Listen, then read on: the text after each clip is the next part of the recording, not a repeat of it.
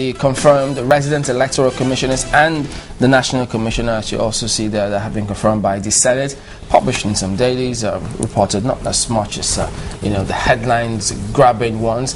But this time we're joined by Mr. Ikechukwu Ikeji, who is a legal practitioner. Thank you for coming on this program. Thank you so much for having me again.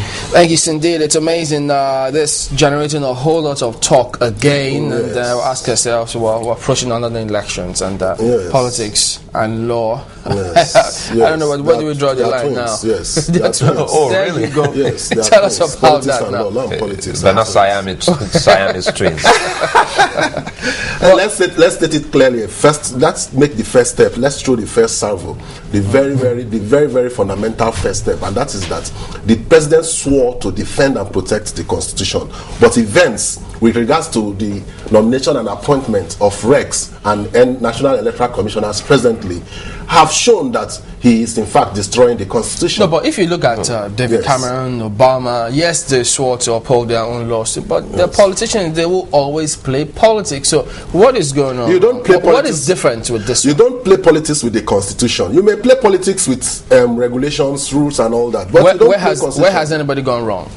Yes, it's a clear provision in the 1999 Constitution as amended, Section 156, the third schedule of the same Constitution, as also amended, that no member of INEC. Now, when you say no member of INEC, we are meaning at the national body, National Electoral Commissioners, should be a politician, should be a member of a political party. Prior to July 2010, before the amendment, first alteration of the Constitution, you could appoint a member of a political party to be a NEC, to be a National Electoral Commissioner. But after then, it becomes unconstitutional, not just illegal or unlawful, but unconstitutional. That is disrupting the very fundamental essence, the very foundation of the structure of the society itself. That is what it means. When was this alteration made? In the National Assembly? Yes, the Constitutional Amendment process that took place last year. It was quite confusing. Because it's quite confusing, because it's the same National Assembly that has just confirmed this. And that's what we are saying. We don't have it in the public domain that some of these National Electoral Commissioners or R.E.C appointed and whom we are saying belong to one political party or the other have denounced their membership of those political parties. We have not seen them denounce such membership. So if they do, would that clarify?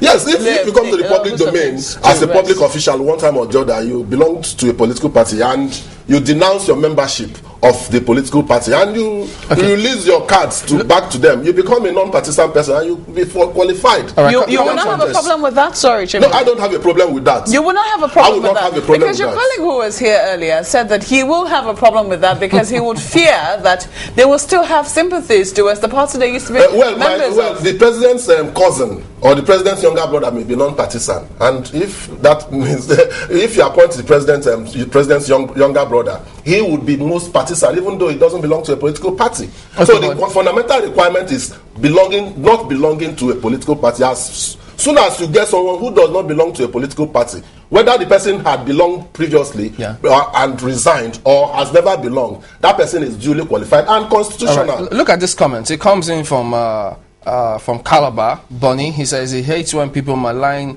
others without knowing that person. Dr. Ada to him is a community leader in his hometown. So he doesn't see him as sorry, with due respect to the man who sent in this, community leadership is quite different from being non-partisan. You could be a good person. Being a good person has nothing to do with it. Being in fact a non-corrupt person has nothing to do with it. As long as you are a proven member of a political party, you are disqualified. And the president, knowing so much that such a person is a member of the political party and goes ahead to nominate such a person, the National Assembly too, surreptitiously or openly approving or confirming such nomination, we are looking at who are working against the Constitution. Can't we just give the benefit of the doubt? Because, I mean, these guys are privileged to a lot of information that ordinary Nigerians do not have. What if, subsequently after 2010, July 2010, that these guys are no longer members of political parties? That's why there's a presumption.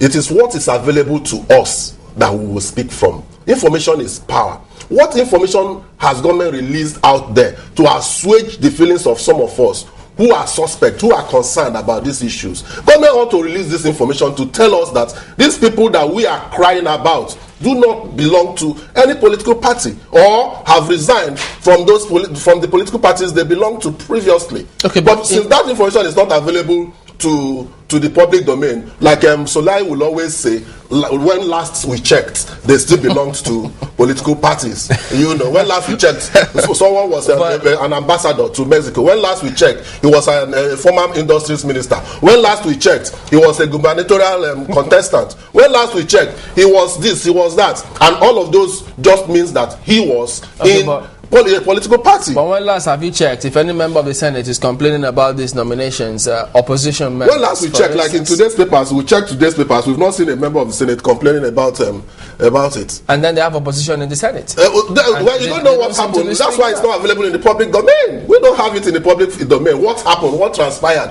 How come these people have been cleared, confirmed? Probably, like you just said, there's an information that is available to them that is not available to us. But it behoves on them to release this information to us because we elected them there. That is the principle of carrying the people who elected you along. Since Mr. Shoma was talking about politics, you talked about law and politics, twins. They are twins. But then, if assuming some members of a certain political party in a certain state may have gotten wind of a certain person who will be brought to that state to perform a certain function, which may not benefit them, how come they didn't speak up till now? We haven't heard any. People are speaking. You are not. People don't have access to the media like you have. People are speaking out. People go to the corners, go to the bars, the restaurants, go to gathering points, go to where people meet, go to offices. People talk. But they don't have access to the media as to come out for people to hear them. Well, in other words, it means that even some beer parlogists are actually very important. I remember you sent in a message. I'm trying to go back to your message you sent in when we were trying to look at this whole thing. I quote you. You said the R.E.C matter is a constitutional problem, and the federal government knows it. They failed to avert the constitutional amendment minds to these important areas. We do not need to wait for the Senate to screen the R.E.Cs, as history shows low or zero rejection rate of nominees by the Senate. We must speak out and loudly too. So now finally, so are you saying that this particular statement you brought, those not knowing that those people were definitely past the screening? So they finally passed the screening. Finally, so that confirms our view that there's a zero low rejection rate. But again, by the National Assembly of Nominees. From the way that the 7th Assembly, specifically Senate, has been carrying out its duty, it seems to loads and loads of Nigerians that there is a different Senate, a Senate that means well for the people. If that is, doesn't that prick your conscience to say, let's wait for a moment and recheck this list and see truly if these people or some of these people are members of any political party, because they wouldn't be trying to get into any kind of controversy, let alone making a mistake. Well, you are presuming on their behalf. You are advocating for them in principle of logic. You say you make a general statement, you particularize it, and you draw your conclusion. Now, your general statement will be that there seems to be a good Senate and have the National Assembly in place. To what extent is that correct? Is the taste of the pudding not in the eating? All right, look at this. Try this for some eating. Look at the same Arabe. He replies and says, well, Mr. Ada was a member of the old APP. He left the scene, he left politics after his 4 years, perhaps his 4 years, with the old APP. Yes. That's what he's saying. What about, he was a gubernatorial contestant in 2007. He went for, with Martin Elechi, before he was appointed to ambassadorial position. I'm a bit worried. You have talked about something that seems to be clear, the fact that you do not have to be a member of a political party. But how do we begin to interpret something that might seem a little subjective? For instance, the provision that says that you must be of unquestionable character. Yes, that provision is an objective provision. It's not a subjective provision. It's an objective provision in the sense that you ask the common man, the man on the street, you and I, somebody you just walk along the street and you just see casually and ask him, do you think this person is a man of unquestionable character, given his antecedents? Whatever answer that person gives to you should be your judgment, not subjective. But it doesn't depend dangerous? I mean, we've looked. Let's paint a scenario here. We've seen times whereby just to cause a bit of rattle someone,